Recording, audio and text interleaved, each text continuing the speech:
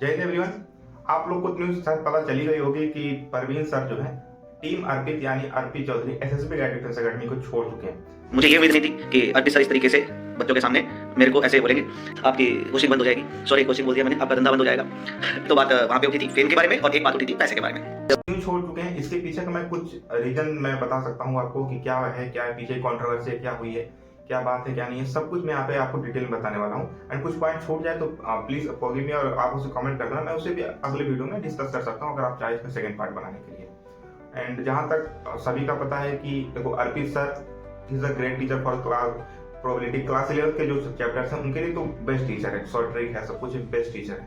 And Parveen sir को बोला जाता है ही इज अ कैलकुलस। मैंने तो खुद उन्हीं से जो मैंने 4 बार इंडिया एग्जाम क्लियर किया है उसमें से मोस्टली मैंने टीम अर्पित से ही पढ़ा है। तो मैं किसी टीचर पे कोई ब्लेम नहीं करने वाला हूँ कि कौन सही है कौन गलत है, मुझे उसके बारे में नहीं पता क्योंकि मैं इस काबिल नहीं हूँ दोनों में से किसी भी टीचर के ऊपर मैं डायरेक्टली कोई भी कमेंट पास करूँ या कोई ब्लेम करूँ, ये बिल्कुल सही नहीं है। उन्होंने जो बोला है मैं उसके बारे में डिस्कस करना हूँ, क्या रीजन था, क्या पीछे की बातचीत हुई, क्यों दोनों लोग आपस में दूर हो गए, क्यों परवीन सर ने टीम अर्पित को छोड़ दिया। ठीक है, अब देखो बात आती है ग्राफ के हिसाब से आपको समझाता हूँ।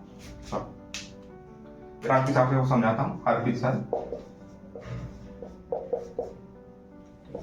एंड जो परवीन सर ग्राफ बनाते हैं, इसमें सारी कंट्रोवर्सी मैं बिल्कुल डिटेल एक्सप्लेन करूंगा, तो परेशान मत होना। ठीक है, अर्पित सर का ये कहना है कि सैलरी की वजह से परवीन सर जो है एकेडमी छोड़ रहे हैं। ठीक, तो देखो परवीन सर का ये कहना है कि पहली बात, जितनी सैलरी अर्पित सर अपनी एकेडमी में परवीन सर को देते थे उससे कम सैलरी में परवीन सर कहीं और ज्वाइन करने जा रहे हैं। ठीक है, जितना पैसा मुझे अर्पित सर से मिलता था उससे कम पैसे में मैंने वहाँ पे अप्लाई किया है।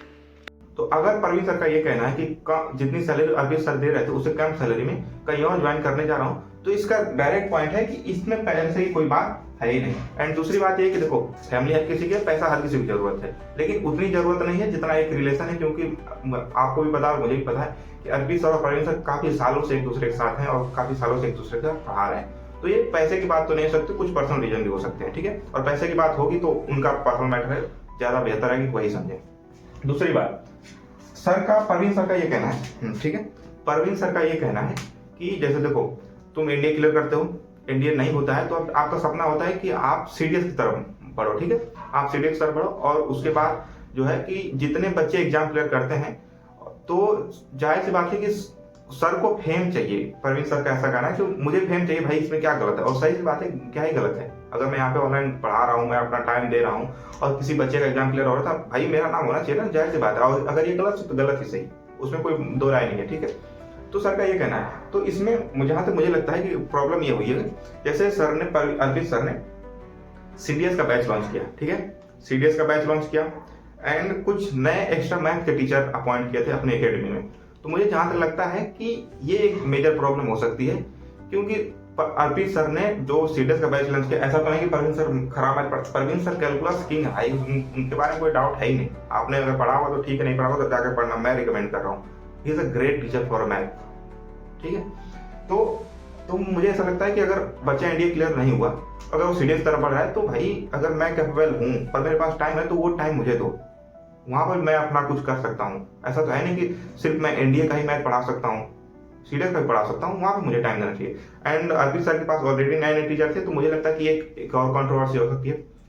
एकेडमी में ये होता है कि अगर मैं जितनी ज्यादा क्लासेस लूंगा, अब मुझे नहीं पता कि इन लोगों का किस बेस पे कॉन्ट्रैक्ट साइन हुआ था, लेकिन जहां तक मैक्सिमम एकेडमी में ये होता है कि जितने हार्स की आप, जितने घंटे की आप क्लास लेंगे उतनी सैलरी आपको मिलती है।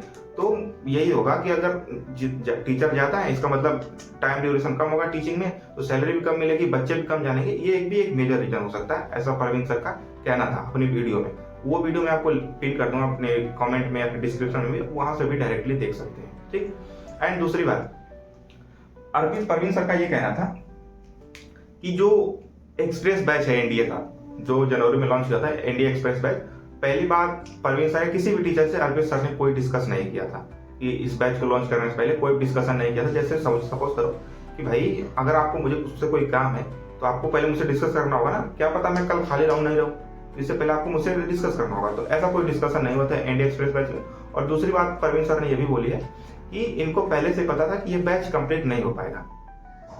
जिन्होंने ये बैच लिया होगा उन्हें पता होगा, मैं तो नहीं, मुझे भाई मैंने ना बैच लिया ना मुझे पता, लेकिन परवीन सर ने जो बोला मैं वो बता रहा हूँ। सर को पहले से पता था कि ये बैच कंप्लीट नहीं हो पाएगा। ठीक, डोर क्लियर कर देता हूँ, एनडी एक्सप्रेस बैच जो लॉन्च हुआ तो कभी भी किसी भी टीचर से ये डिस्कस नहीं किया गया कि हम बैच लॉन्च कर रहे हैं। तो देखो 2 पॉइंट ये है कि ज्यादा टीचर एकेडमी में ज्वाइन करने की वजह से सर की क्लासेस कम लग रही होंगी और बच्चे कम जान रहे होंगे, इस वजह से एक मेन प्रॉब्लम हो सकती है। दूसरी बात, अगर आपने सीडीएस का बैच लॉन्च किया तो अब तक मैं एनडीए में सभी बच्चों को पढ़ाया हूँ, तो सीडीएस में भी पढ़ा सकता हूँ। मैं पहले बता रहा हूँ, ये मैं पर्सनली कुछ भी नहीं बोल रहा हूँ, ये सिर्फ जो सर ने बोली या फिर जो अर्पित सर ने बोली मैं वही बातें बता रहा हूँ, मैं अपने मन से कुछ नहीं बोल रहा हूँ भाई। तो मुझको कमेंट में बकवास करने से अच्छा है कि आप सर से डायरेक्ट बात कर लेना, ठीक है। एंड एक लास्ट सरप्राइज मैं बता रहा हूँ, 1 के अगर सब्सक्राइबर कंप्लीट हो जाते हैं मेरे इस यूट्यूब चैनल पे, मैं ट्रस्ट में मैं एक ऐसी बहुत बड़ी सरप्राइज देने वाला हूँ जिससे आपके इंडिया की एग्जाम में बहुत ही बड़ा हेल्प हो जाएगा। तो अगर आप ये इंडिया की एग्जाम क्लियर करना चाहते हो तो चैनल को सब्सक्राइब कर लो, ठीक है। एंड देखो अब मेन पॉइंट मुद्दे पे मैं आई आता हूँ। देखो सर की क्या प्रॉब्लम है, क्या सर की प्रॉब्लम, ये एक पर्सनल कन्वर्सेशन है और इसके बीच में इधर के भाषण उधर का भाषण ना फंसाए तो ज्यादा बेहतर होगा। 2 महीने में एग्जाम है, उस पर ज्यादा फोकस करो और वो करियर की ज्यादा जरूरी है। सर से पर्सनली कभी बैठ के जब उस काबिल तुम हो जाओगे तो सर से तुम पर्सनली बात कर सकते हो, ठीक है।